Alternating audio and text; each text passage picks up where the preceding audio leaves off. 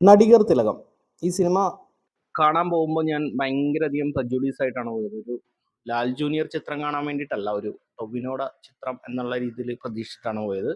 അത് അത്ര പോസിറ്റീവ് ആയിട്ടുള്ള ഒരു കാര്യമല്ല. കാരണം ഈ ടൊവിനോയുടെ കഴിഞ്ഞ ഒരു ചിത്രം ഒഴികെ അതിന് മുന്നേ ഇറങ്ങിയ ഒന്ന് രണ്ട് ചിത്രങ്ങൾ അത്ര ഒരു ഇമ്പാക്റ്റ് ഉണ്ടാക്കാത്ത ചിത്രങ്ങളാണ്. ആകെ ലാസ്റ്റ് കണ്ട അന്വേഷിപ്പിൻ കണ്ടെത്തും മാത്രമാണ് എനിക്ക് ഇഷ്ടപ്പെട്ട ഒരു ചിത്രം. പക്ഷെ അതിലും ടൊവിനോയുടെ ക്യാരക്ടർ ആ ഒരു ആ ഒരു സെറ്റിൽ നിന്ന് ഒന്നും മാറി നിൽക്കുന്നത് പോലെ എനിക്ക് ഫീൽ ചെയ്തെന്ന് ഞാനന്ന് പറഞ്ഞിരുന്നു. ഈ സിനിമ കാണാൻ പോകുമ്പോഴും ഞാൻ ആ കണ്ടേക്കാം എന്നുള്ള രീതിയിലാണ് ഇരുന്ന് കണ്ടത്. പക്ഷേ സിനിമ തുടങ്ങി ഒരു 10-20 മിനിറ്റ് നേരത്തേക്ക് സിനിമയിൽ കുറേ അധികം ഡയലോഗുകളുണ്ട്. അതായത് സാധാരണ നമ്മൾ സിനിമയിലൊക്കെ ബീപ്പടിച്ച് കളയുന്ന ടൈപ്പ് പല ഡയലോഗുകളും ഈ സിനിമയിൽ കേട്ടപ്പോണ്ടല്ലോ, സത്യം പറഞ്ഞു കഴിഞ്ഞാൽ ആ ഒരൊറ്റ ഡയലോഗുകൾ കൊണ്ട് തന്നെ, അല്ലെങ്കിൽ ആ കുറച്ച് ഡയലോഗുകൾ കൊണ്ട് തന്നെ സിനിമയിലേക്ക് നമ്മൾ അങ്ങോട്ട് ഇന്നായി. അവിടെ നിന്ന് അങ്ങോട്ട് എൻഡ് വരെ ആ സിനിമ എന്ത് ഇമോഷനാണോ നമ്മളിലേക്ക് പ്രേക്ഷകരിലേക്ക് കമ്മ്യൂണിക്കേറ്റ് ചെയ്യുന്നത്, അത് അതുപോലെ എനിക്ക് കിട്ടി. ക്ലൈമാക്സ് ഒക്കെ ആയപ്പോൾ എൻ്റെ കണ്ണൊക്കെ നിറഞ്ഞൊഴുകുക. ഞാൻ തന്നെ ആലോചിക്കുന്നു, ഇത് അത്രക്കുണ്ടോ, ഇത് കരയാൻ മാത്രമുള്ള എന്തെങ്കിലും ഉണ്ടോ എന്ന് ഞാൻ തന്നെ എന്നോട് ഇങ്ങനെ ചോദിച്ചുകൊണ്ടിരിക്കുക. പക്ഷേ കണ്ണൊക്കെ ഇങ്ങനെ കൊടുകുടാ നിറഞ്ഞൊഴുകിക്കൊണ്ടിരിക്കുക. അത്രയും അടിപൊളിയായിട്ട് എനിക്ക് പേഴ്സണലി കണക്ട് ചെയ്ത ഒരു സിനിമയാണ് ഈ നടികർ എന്ന് പറയുന്ന ഈ സിനിമ. ഇനി ഈ സിനിമയുടെ പോസിറ്റീവ് നെഗറ്റീവ് സംഭവങ്ങളിലേക്കൊക്കെ വന്നു കഴിഞ്ഞാൽ, ടൊവിനോ പെർഫോമൻസുകൾ തന്നെയാണ് ഏറ്റവും അടിപൊളി എന്ന് പറയുന്നത്. അതിൽ ടൊവിനോയുടെ കാര്യം എടുത്ത് പറഞ്ഞു കഴിഞ്ഞാൽ കിഡുമായിട്ട് പുള്ളി ചെയ്തിട്ടുണ്ട്.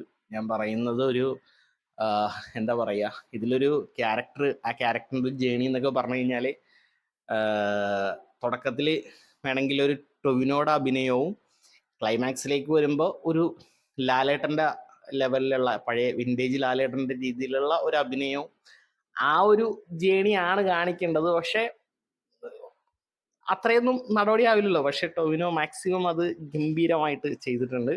ഒരു സീൻ തന്നെ 2 പ്രാവശ്യം ക്ലൈമാക്സിലും എടുത്ത് കാണിക്കുന്നുണ്ട്. അപ്പോൾ ആ സീനിൻ്റെ ഒരു ഇമ്പോർട്ടൻസ്, ആ സീൻ കൺവേ ചെയ്യുന്ന ഇമോഷൻ, അതാണ് നമ്മളിലേക്ക് എത്തേണ്ടത്. അത് ഗംഭീരമായിട്ട് ഇതിൻ്റെ ഡയറക്ടറായിട്ടുള്ള ലാൽ ജൂനിയറിന് നമ്മളിലേക്ക് എത്തിക്കാൻ സാധിച്ചിട്ടുണ്ട്. അതിൽ ടൊവിനോയുടെ അഭിനയം വളരെ നല്ലൊരു പങ്ക് വഹിക്കുന്നുണ്ട്. പിന്നെ സൗബിൻ്റെ പെർഫോമൻസ് എടുത്തു പറയണം.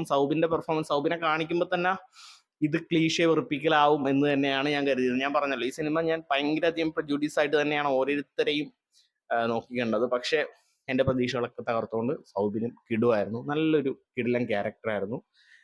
പിന്നെ നമ്മുടെ ബാലു വർഗീസിൻ്റെ ക്യാരക്ടർ, സുരേഷ് കൃഷ്ണ, ഇവരെല്ലാവരും ഗംഭീരമായിട്ട് ചെയ്തിട്ടുണ്ട്. പിന്നെ ഭാവനയുടെ കാര്യം പറയണം, ചെറിയൊരു ക്യാരക്ടറായിരുന്നു, അങ്ങനെ കൂടുതലൊന്നും അവർക്ക് ചെയ്യാനുണ്ടായിരുന്നില്ല, പക്ഷെ നല്ല രീതിയിൽ ചെയ്തിട്ടുണ്ട്. പിന്നെ ഭാവനയുടെ അസിസ്റ്റൻ്റായിട്ട് നമ്മുടെ ബിഗ് ബോസിനുണ്ടായിരുന്ന ലച്ചു ഒക്കെ നല്ല രീതിയിൽ ചെയ്തിട്ടുണ്ട്. വലിയ ക്യാരക്ടറോ കാര്യങ്ങളൊന്നും അല്ല, എന്നാലും ആ കൊടുത്ത റോള് അടിപൊളിയായിട്ട് അവർ ചെയ്തിട്ടുണ്ട്. പിന്നെ പറയേണ്ടത് മ്യൂസിക് സൈഡാണ്. മ്യൂസിക് സൈഡ് അടിപൊളിയായിട്ടുണ്ട്. എനിക്കങ്ങനെ ഒന്നാമത് മ്യൂസിക് സൈഡ്, എനിക്ക് ഈ മ്യൂസിക് വിലയിരുത്തുക എന്ന് പറയുന്നത് എന്നെ കൊണ്ട് നടപടിയാകാത്ത കാര്യമാണ്. പക്ഷെ എനിക്ക് വലിയ കുഴപ്പമൊന്നും തോന്നിയില്ല ഈ സിനിമ കണ്ടിരുന്നപ്പോൾ. അതിലെ പാട്ടുകളൊക്കെ ഓക്കെ എന്നുള്ള ഒരു രീതിയാണ് എനിക്ക് ഫീൽ ചെയ്തത്. സിനിമാറ്റോഗ്രാഫി, എഡിറ്റിങ് ഗംഭീരമായിരുന്നു. കാരണം ആദ്യം കുറച്ച് സീൻസ് കാര്യങ്ങളൊക്കെ ഉണ്ട്. ടൊവിനോയുടെ ഒരു സ്റ്റാർ ലൈഫ് കാണിക്കുന്ന കുറച്ച് സംഭവമൊക്കെ ഉണ്ട്. അത് വെറുതെ മാരകമായിട്ട് എടുത്തു വെച്ചിട്ടുണ്ട്. ഗംഭീര പരിപാടിയായിരുന്നു.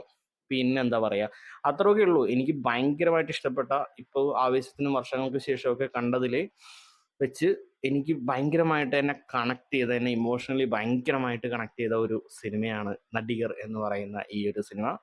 അപ്പോൾ താല്പര്യം ഉണ്ടെന്നുണ്ടെങ്കിൽ നിങ്ങൾ ടിക്കറ്റ് ബുക്ക് ചെയ്ത് തിയേറ്ററിൽ തന്നെ കാണാൻ ശ്രമിക്കുക. അത്രയൊക്കെ പറയാനുള്ളൂ. Anyway, thank you so much.